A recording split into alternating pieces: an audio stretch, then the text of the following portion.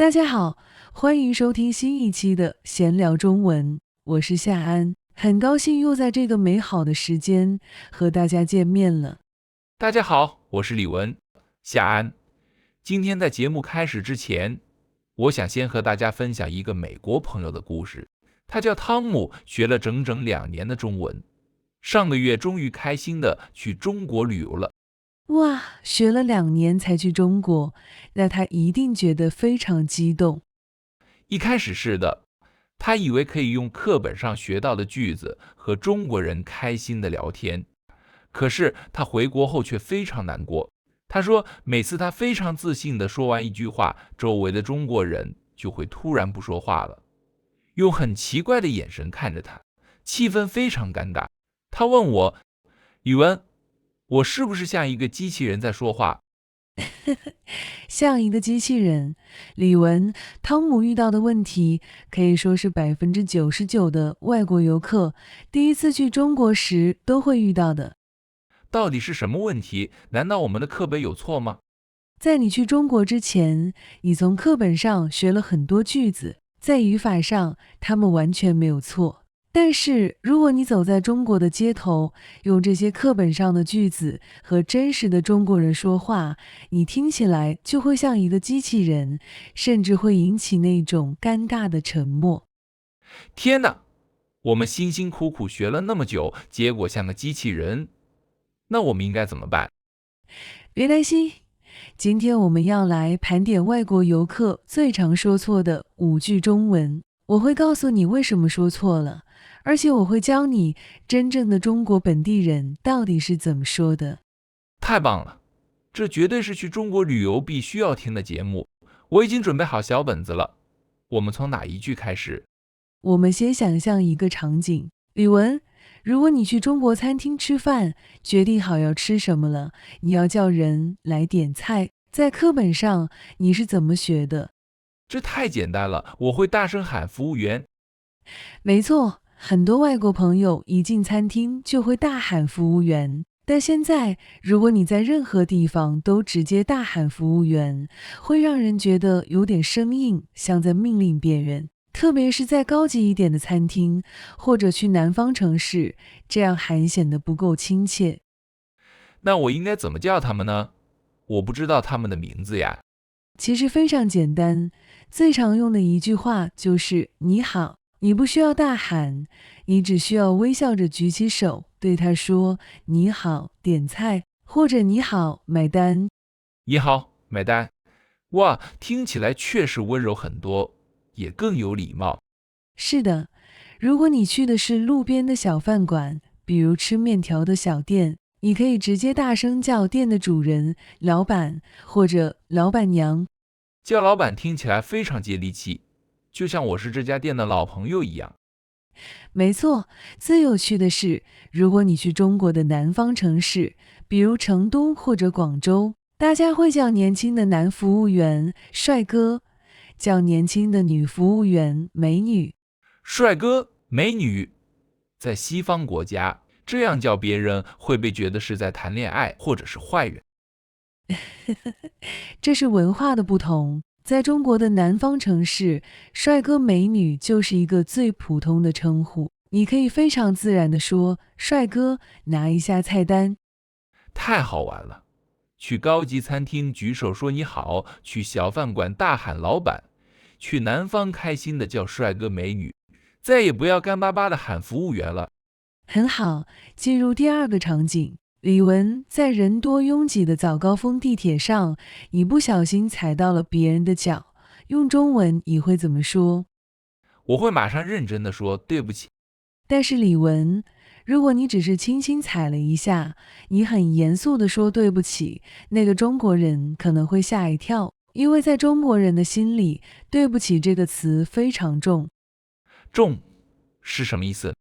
意思就是，只有当你犯了非常大的错，比如把别人的手机摔坏了，或者做了一件让别人非常生气的事，才需要说对不起。原来是这样，难怪我在超市不小心碰到别人，我说对不起，他们觉得很奇怪。那如果只是踩了脚、碰了衣服这种小问题，我应该说什么？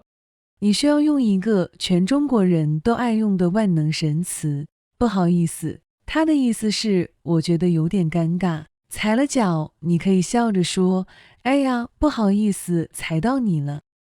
不好意思，踩到你了，听起来轻松多了。没错，而且不好意思还有另一个非常大的用处。如果你走在路上，前面有很多人挡住了你，你想让他们让路，你不要大喊请让一下，你可以一边走一边说不好意思，让一下，或者不好意思，过一下。这不就是完美的 excuse me 吗？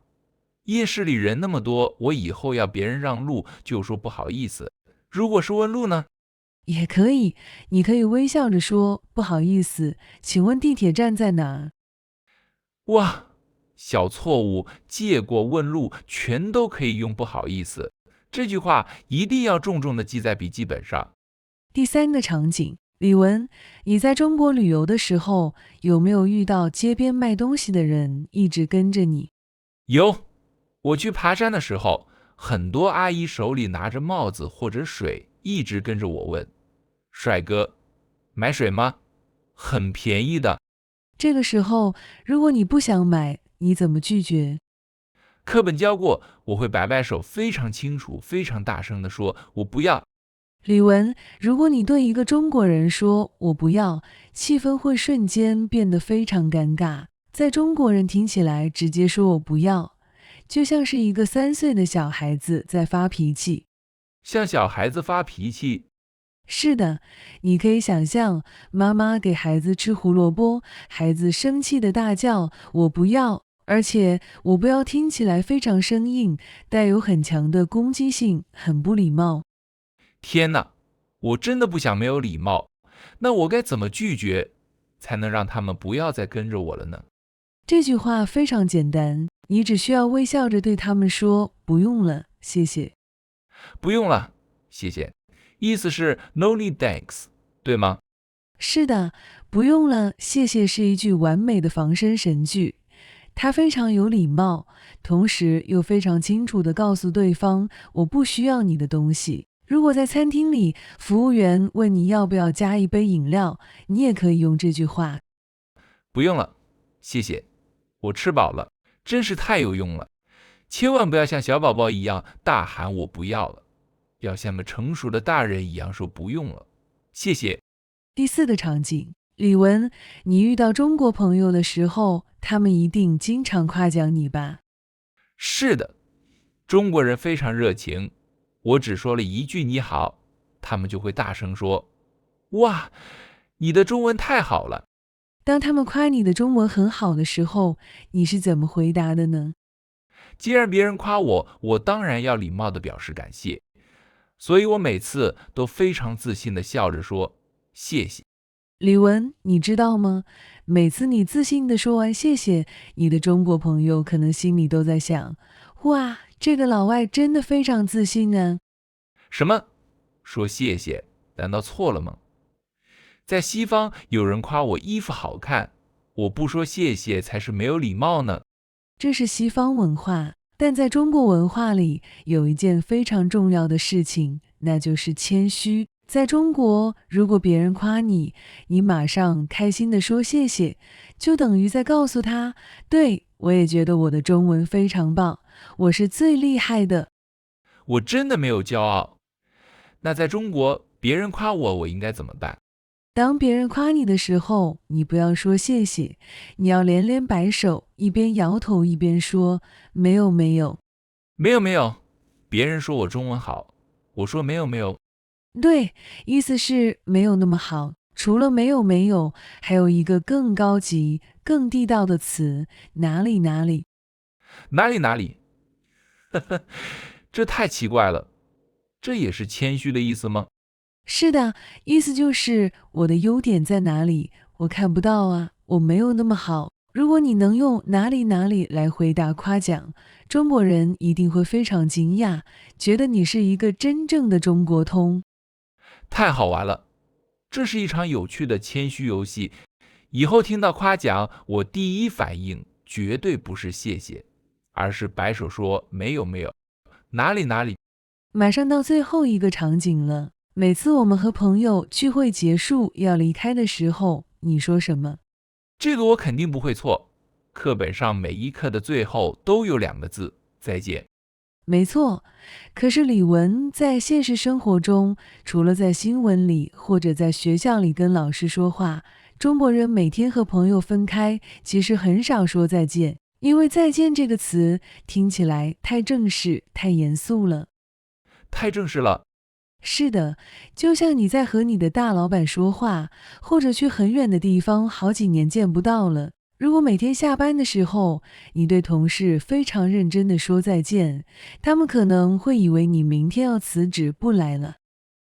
哈哈，既然再见太严肃了，那中国人平时到底说什么呢？其实你早就知道了，这是一个来自英语的词，全中国每天都在用。拜拜。我们花了很多时间学习再见的发音，结果中国人竟然用英语的拜拜。是的，拜拜听起来非常轻松开心。你下班可以说大家拜拜。那如果是聚会，你想告诉大家你要先走了，怎么说？这个时候我要用什么搭配呢？你可以站起来对大家说一个非常有用的短句：我先走了。然后大家会说好的，路上慢点，拜拜。我先走了，拜拜。这真的是非常地道的结束语。夏安，今天这5句话真的是无价之宝。